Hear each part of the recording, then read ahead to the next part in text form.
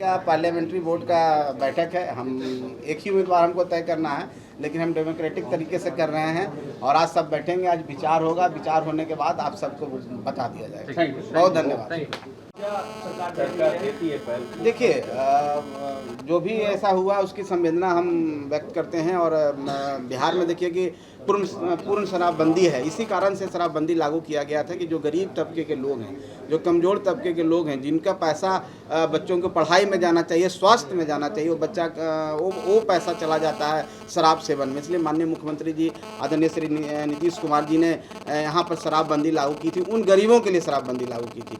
लेकिन आप जानते ही हैं कि समाज में कुछ ऐसे तबके लोग होते हैं, कुछ आदतन अपराधी होते हैं, आदतन उनको कानून का भय नहीं होता। कुछ ऐसे लोग जो सप्लाई चेन चलाते हैं। आप सिवान या गोपालगंज के इलाके में जो बॉर्डरिंग इलाका है यूपी का, वहाँ से कुछ आया है और शराब जब आता है, गलत चीज़ आता है तो जहरीली होता है, उससे कारण नुकसान हुआ है। तो हम समझते हैं कि हम लोग की पूरी संवेदना है और पीड़ित परिवारों के प्रति देखिए, जहाँ तक मुआवजा की बात है तो ऐसा सच मुआवजा नहीं, लेकिन पिछली बार माननीय मुख्यमंत्री जी ने कुछ लोगों को दिया था। कुछ ऐसे परिवार होते हैं जिनका कमाने वाला एक ही व्यक्ति है और वो चले गए, उनके छोटे छोटे बच्चे हैं। तो सरकार संवेदना रखती है, सरकार उस पर विचार कर सकती है और ऐसा कुछ होगा तो सरकार इस मुआवजा देने की भी बात कर सकती है। लेकिन एज सच रूल में ऐसा कोई मुआवजा शराब से मृत्यु के कारण नहीं है। लेकिन ये मानवता ग्राउंड पर माननीय मुख्यमंत्री जी की दूरदर्शिता है। माननीय मुख्यमंत्री जी के कारण वो पूरी समीक्षा कर रहे हैं। आपने देखा होगा कि कल मीटिंग, हाई लेवल मीटिंग भी हुई थी। तो माननीय मुख्यमंत्री जी इसके लिए सक्षम है और अपने तरफ से सारा चीज़ कर रहे हैं। आप लोग निश्चिंत रहिए, बिहार में ऐसे लोग बचेंगे नहीं। कड़ाई से उनके साथ पेश किया जाएगा जो इस तरह के शराब परोसने का काम करते हैं, छोटे हमारे जो गरीब लोगों को बरगलाने का काम करते हैं, यहाँ के जो वर्क फोर्स है उसको कमज़ोर करने का काम कर रहे हैं। निश्चित तौर पर उन पर कार्रवाई होगी और आने वाला समय में सप्लाई चेन हम लोग रोक पाएंगे, ये आश्वासन में कांग्रेस नेता हैं, वो कहते हैं कि शराब को जो है वो खोल देना चाहिए, आपका राजस्व भी बढ़ेगा, दुगने दाम पे शराबबंदी को पूरा फेल बता अजीत शर्मा कह रहे हैं। अब देखिए, कांग्रेस नेता ऐसा क्यों बोल रहे हैं मुझे नहीं मालूम है। जब शराबबंदी लागू हुआ था तो कांग्रेस के नेता ने भी हाथ उठाया था। अब जब सब लोग हाथ उठाए हैं और आज लोग कह रहे हैं कि अब तो कुछ एक और नई पार्टी है वो भी कह रहे हैं कि 2 अक्टूबर को गांधी जी की जयंती पर बोल रहे हैं खोल देना चाहिए। तो लेकिन कहने वाले कहने, आप इस बात को मानेंगे कि शराब जो सेवन लोग करते हैं, अमीर लोग जो सेवन करते हैं वो तो बहुत लिमिटेड करते हैं, उनको कुछ नहीं, लेकिन गरीब के लिए अभिशाप है। आप मानते हैं कि अमीर लोग सेवन करते हैं? देखिए, हम ऐसा नहीं हम कह रहे हैं कि लोग नहीं करते हैं। हम ये नहीं कह रहे हैं कि बिहार में करते हैं, बाहर के राज्यों में करते हैं, दूसरे देशों में भी लोग करते हैं, लेकिन उनका अपना एक दायरा होता है, उनको पता है कि इससे क्या नुकसान होता है। लेकिन गरीब लोगों को पता नहीं है कि इसका क्या नुकसान है। सबसे ज़्यादा नुकसान गरीब को होता है। बिहार गरीब प्रदेश है, बिहार में लोग कमाने वाले लोग हैं और अगर वो शराब का सेवन करेंगे तो उनके बच्चे कैसे पढ़ेंगे, उनका भविष्य कैसे होगा। क्या आप लोग नहीं चाहते हैं कि वो भी समाज में आउटपुट दे सकें? क्या उनके बच्चे भी इस राज्य को बढ़ाने में उनका काम आ सके? पढ़ेंगे तभी तो मैं तो आप लोग के माध्यम से सभी लोगों को यही आग्रह कहना चाहता हूँ कि इस लत से अलग हो जाइए, ये बीमारी से अलग हो जाइए। ये आपकी तरक्की रोक रहा है, आपका विकास रोक रहा है और साथ साथ राज्य का भी विकास रोक रहा है। तेजस्वी यादव कह रहे हैं कि इजीली अवेलेबल है बिहार में। अब तेजस्वी जी को मिल जाता होगा। संतोष जी, मांझी जी कहे थे कि समीक्षा होनी चाहिए इस कानून की, आपको लगता है कि समीक्षा होनी चाहिए शराबबंदी? देखिए, माननीय मुख्यमंत्री जी हमेशा बैठक करते हैं। इसकी समीक्षा का मतलब क्या होता है कि हम अगर कहीं पर कुछ लूप होल है उसको और कड़ाई से पेश करें। तो माननीय मुख्यमंत्री जी हमेशा इस बात के लिए बैठक करते हैं। कल भी हाई लेवल मीटिंग हुई तो यही है कि इसको और कड़ाई से हम कैसे लागू कर सकते हैं। इसके कहीं पर हमसे छूट गया, मान लीजिए किसी पदाधिकारी का गलती से हो गया, कोई बड़ा सप्लाई चेन है, कोई उसके पीछे कोई बड़े बड़े लोग हैं, अगर ऐसे है तो उनके साथ भी कड़ाई से पेश आएगा। यही संतोष जी, मांझी जी ने यह भी कहा था कि शराब घर घर पहुंच रहा है, सूखी नशे की लत में युवा पड़ रहे हैं। अब देखिए, मांझी जी की बात यहाँ मत कीजिए, उनका अपना क्या राय है। मांझी जी से की बात हमसे आप क्यों पूछते हैं? अब उनसे पूछिए ना। केंद्र में मंत्री हैं, अच्छी बात है, केंद्र में भारत सरकार के मंत्री हैं, लेकिन मांझी जी की बात को मैं नहीं बोल सकता हूँ। मैं एक व्यक्तिगत रूप में मैं यहाँ बिहार सरकार का मंत्री हूँ, मेरा अपना आइडेंटिटी है। आप मांझी जी से क्यों जोड़ रहे हैं? बिहार में शराबबंदी सफल है, एकदम सफल है। अब जैसे कानून तो देश में बहुत सारा है, कुछ घटनाएं तो होती है, उसी तरह से शराबबंदी में अगर कुछ ऐसी घटनाएं छिटपुट होती है तो उसको ये मान के नहीं चलेंगे कि हाँ शराब परोसा जा रहा है, ये कर रहा है। ये घटना नहीं है, ये बहुत बड़ी घटना हुई है। निश्चित तौर पर बड़ी घटना है, लेकिन हमने कहा ना कि कोई भी कानून को कड़ाई से लागू करने में कुछ आदतन लोग होते हैं, कुछ पेशेवर लोग होते हैं, उनको आदत ही है, लेकिन ऐसे लोग भी पकड़े जाएंगे और ऐसे लोग को दंडित किया जाएगा। जहरीली शराब का जो नेक्सस है वो लगातार बढ़ते चला जा रहा है, इसको रोकने के लिए कुछ करना चाहिए। नहीं, सरकार हर स्तर पर प्रयास कर रही है और सरकार उसको रोकने में सफल भी हुई है।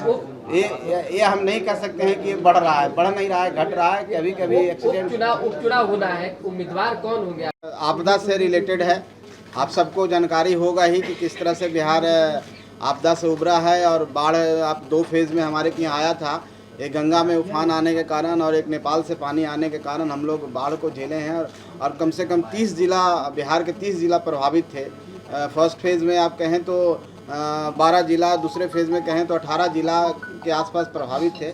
और मैं आपके माध्यम से सभी अपने प्रशासन के पदाधिकारियों, खास करके जिला पदाधिकारी जो संबंधित जिले के थे और आपदा से जुड़े लोग, चाहे स्वास्थ्य विभाग से जुड़े, जल संसाधन के जितने भी कर्मचारी, चाहे इंजीनियर्स, पदाधिकारी, सब ने वार्ड स्तर पर, एक युद्ध स्तर पर काम किया और उसको हम लोग आज सफल हो पाए हैं कि इस आपदा से निपट पाए हैं।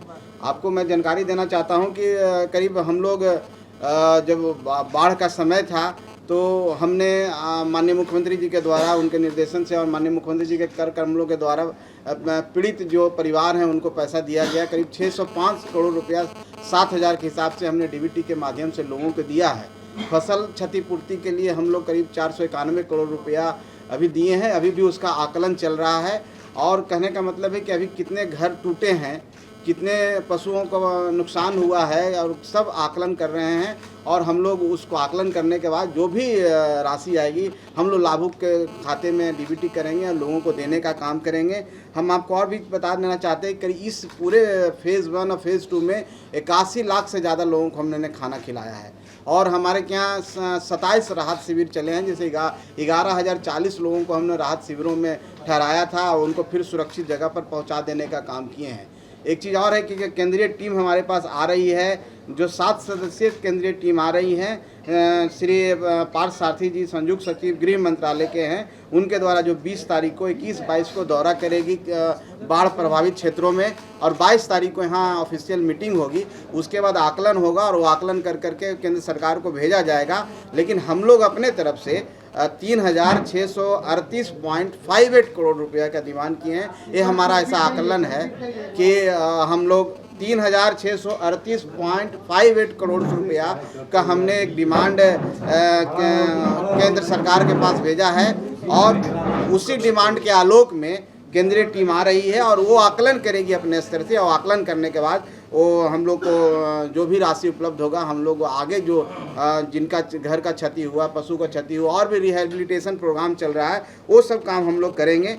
हम आपको बता देना चाहते हैं कि पूरे 1294 सामुदायिक किचन हम लोग ने चलाया है, जिसमें कि 81 लाख के आसपास लोगों ने खाना खाया है। तो हम समझते हैं कि 12 स्तर पर हमने काम किया और सभी लोग जिसमें लगे हुए थे, आपका भी बहुत बड़ा योगदान है। और हम दरभंगा गए थे, दरभंगा में भी मैंने देखा, वहाँ के लोगों से बात की और वहाँ के मीडिया पर्सन से भी बात की। दरभंगा के मीडिया भाई ने बोला कि वहाँ के डीएम और एसडीओ ने खुद अपने हाथों से बोरा उठा करके जो बांध टूटा था वहाँ भरने का काम किया। तो बहुत रात भर लोग जाग के काम किए हैं और इसी का नतीजा है कि आज हम लोग सही तरीके से जान माल का नुकसान ना के बराबर हुआ और सही तरीके से लोगों को सुरक्षित स्थान पर पहुँचा दिए। तो आज हम यही इसी बात बताने के लिए कि हम लोग केंद्र सरकार की टीम आ रही है, केंद्र सरकार के समक्ष हमने बातें रखी है और हम आशा करते हैं केंद्र सरकार से भी सहयोग मिलेगा और हम लोगों के बीच में जो भी राशि है, ऐसे भी बिहार सरकार, माननीय मुख्यमंत्री जी ने कहा है कि खजाना पर सबसे पहला अधिकार बाढ़ पीड़ितों का है, जो यहाँ के लोगों का है, उनका है।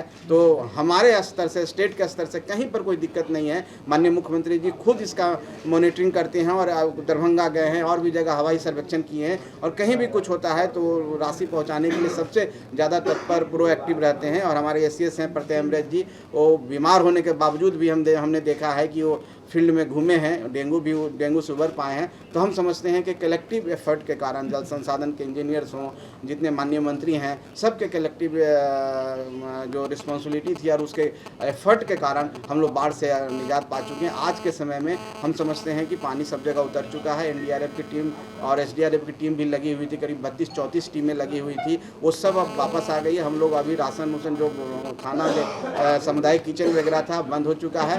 अब हम लोग सिर्फ सिर्फ आकलन करने पर हैं कि कितना क्षति हुआ है और कितना हम लोग को पैसा देना है। यही कारण आप सबको बुलाए हैं। आप सबको बहुत बहुत धन्यवाद। सर एक